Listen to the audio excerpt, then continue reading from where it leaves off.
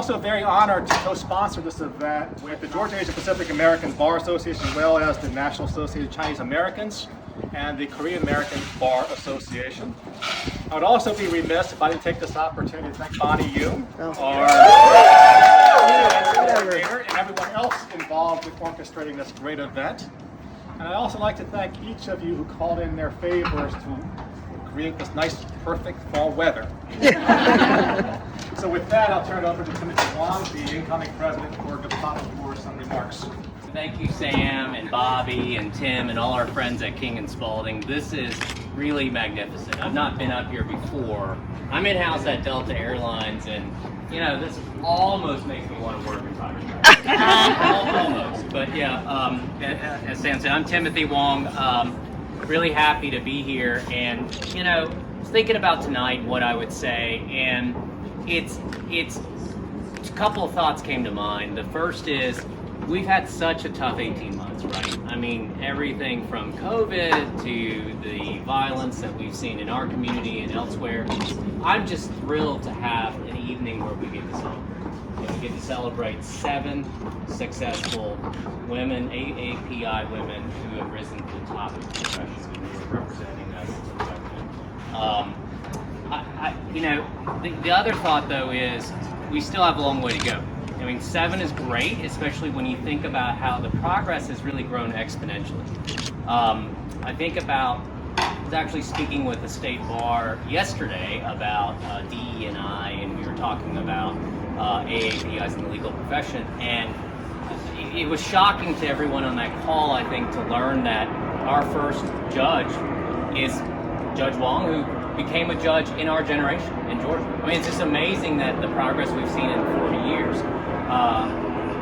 Sam Choi's uncle, Sam's kind of humble about this, but Sam Choi's uncle was the first Korean American, if I'm right, first Korean American federal judge in the United States in 1971. Yes. So we're not talking about 1871, we're talking about 1971. So, you know, progress came late, but I think progress is coming fast and is growing. And look, next time we get together, we need to be talking about 14 or 28, and I'm really excited about that. But I want to echo what Sam said about thanking our partner organizations. We're so happy to be doing this together with NACA and with KABA GA.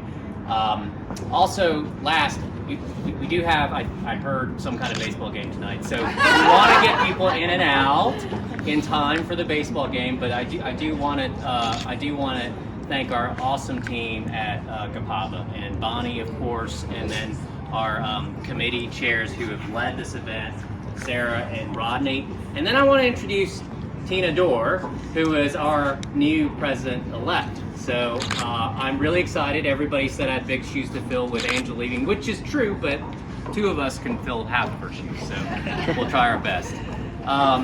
So Rodney and Sarah, can I turn it over to you?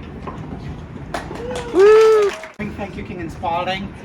Sarah and I are part of we're co-chairs of the Public Service Committee. And in the Public Service Committee, one of our mission is to enlarge the participation of AAPI attorneys in the public service sector. We recruit, we encourage, we support AAPI attorneys who are applying for judgeships, elected office, regardless of political affiliation or other leadership position in public service. We have an endorsement policy on GAPABA's website, including the process for applying, how you can get our endorsement, and the questionnaires for any one of you here today who are going to be inspired by our honorees to get into public service.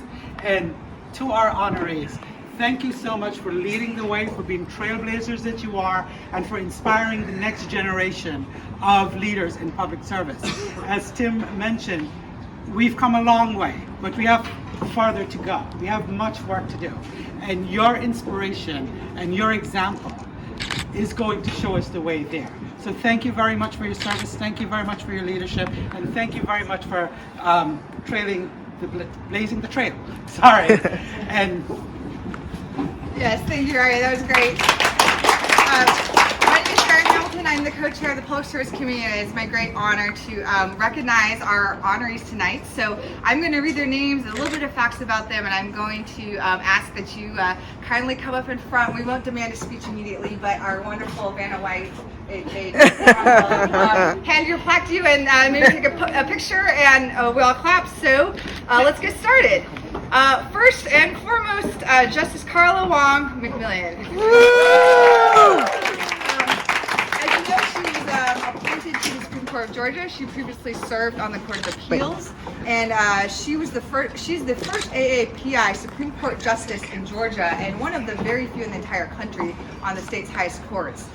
She was also the first AAPI elected statewide, and I also believe the first Asian American to be elected in any office statewide, not just for judges. So we congratulate you, Justice McMillian. Thank you very much for blazing the trail. Okay, next we have Judge Nhan-Ai Sims. Where is Judge Sims? Woo! Now serves on the Gwinnett County Juvenile Court. She has the distinction of being the first AAPI woman and the first Vietnamese American woman to serve as a juvenile court judge in the entire state. So we congratulate you and we thank you for blazing the trail. Woo! We would like to recognize Judge Sandra Pack. Judge Pack was appointed last year during COVID to Gwinnett County Probate Court. She was the first AAPI. She is the first AAPI to serve as a probate court judge in the entire state of Georgia. So, congratulations. Okay, Judge Mihae Park. I know she's here.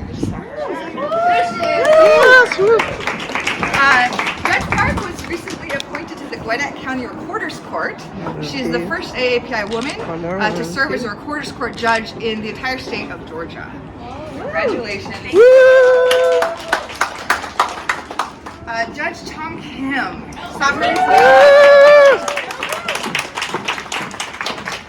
Judge Kim was appointed to the City of Doraville Municipal Court, so anyone speaking on Beaufort Highway.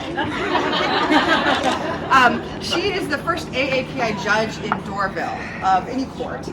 She was also the first Korean American woman judge in Georgia when she was previously appointed to the Fulton County Magistrate Court back in June of 2000. Judge Kim for blazing this trail.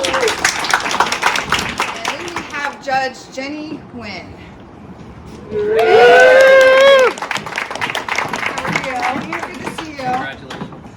Judge Nguyen was appointed to the City of Morrow Municipal Court, also no speeding in Morrow, everyone. She's the first AAPI woman to serve in Morrow Municipal Court.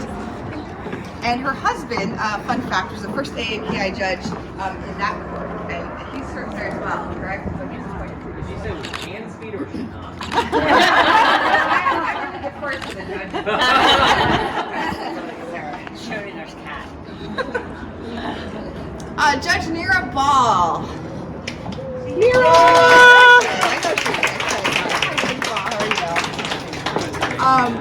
Judge Bahl serves as the director and the appellate division judge at the Georgia State Board of Workers' Compensation. She's the first AAPI judge to serve in the Workers' Comp Appellate Division. Congratulations. And we would also like to recognize Miss Sue Jo.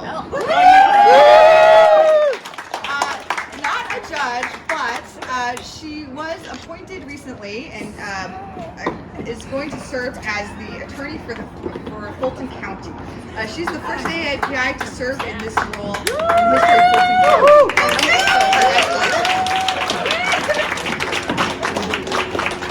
So once again, we would like to thank, and personally as a young lawyer, I mean, how many of these judges were the first in the entire state of Georgia, or the first in certainly their counties, which are all metro area counties?